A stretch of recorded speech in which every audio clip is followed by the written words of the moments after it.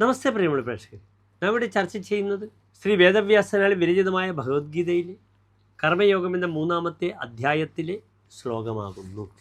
യദി ഹ്യഹം ന വർത്തേയം ജാതു കർമ്മണ്യതന്ത്രിതഃ മമ വർത്തമാനുവർത്തന്തേ മനുഷ്യ പാർത്ഥ സർവശഃ.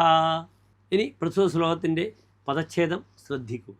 യദി ഹി അഹം ന വർത്തേയം ജാതു കർമ്മണി അതന്ത്രിതഃ മമ വർത്തമ അനുവർത്തന്തേ മനുഷ്യാഃ പാർത്ഥ സർവശഃ. ഇനി ഈ ശ്ലോകത്തിൻ്റെ അന്വയം ശ്രദ്ധിക്കുക. ഹി പാർത്ഥ അഹം ജാതു അതന്ത്രിതഃ കർമ്മണി ന വർത്തേയം യദി മനുഷ്യാഃ സർവശഃ മമ വർത്തമ അനുവർത്തതേ. ഇനി ഈ ശ്ലോകത്തിൻ്റെ സാരാംശം ശ്രദ്ധിക്കുക. ഇവിടെ കൃഷ്ണൻ അർജുനനെ ഉപദേശിക്കുന്ന ശ്ലോകം തന്നെയാണിത്.